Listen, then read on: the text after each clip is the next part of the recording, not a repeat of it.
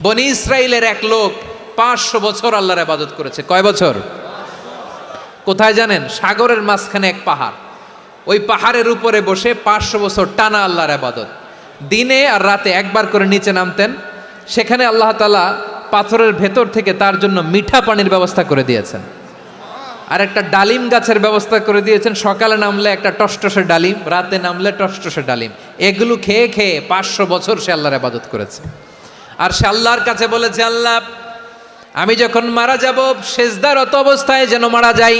ঠিকই আল্লাহ সেজদারত অবস্থায় সাইয়েদনা আজরাইলকে পাঠিয়ে দিলেন। সেজদারত অবস্থায় লোকটা মারা গেল। 500 বছর ইবাদতের পরে আল্লাহর দরবারে কিয়ামতের কঠিন ময়দানে যখন লোকটা হাজির হয়ে যাবে, আল্লাহ বলবেন, আদখিলু আবদি আল জান্নাতা বিরহমাতি, আমার বান্দাকে আমার দয়া আমার ভালোবাসা দিয়ে জান্নাতে ঢুকায়া দাও।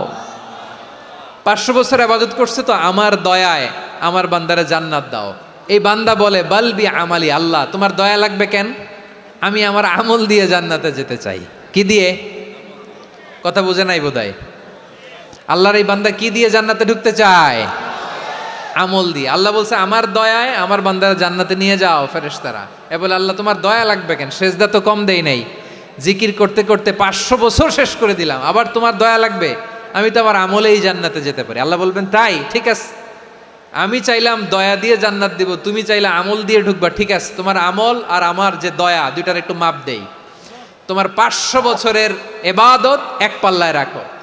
আর আল্লাহ বললেন, আমি যে দয়া করে এই দুনিয়ার নাজ নেয়ামত বিউটি সৌন্দর্য দেখার জন্য তোমার দুটা চোখ দিয়েছিলাম, দুটা নয় একটা চোখ আরেক পাল্লায় রাখো। রাখা হবে, দেখা যাবে ওই 500 বছরের ইবাদত হালকা হয়েছে, আর মুহূর্তের মধ্যে আল্লাহর দেয়া একটা চোখের নেয়ামত ভারী হয়ে গিয়েছে।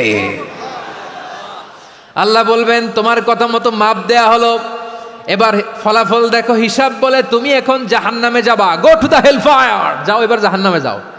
মাপ জোখে যখন আসছো আমার সাথে হিসাব ক্যালকুলেশন, যাও তুমি এবার জাহান্নামে যাবা।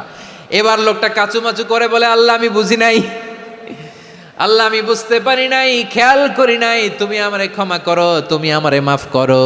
ও আল্লাহ, এবার আমি টের পেয়েছি, এবার আমি বুঝতে পেরেছি, তোমার দয়া ছাড়া দুনিয়ায় কেউ জান্নাতে যেতে পারবে না, কেউ পারবে না।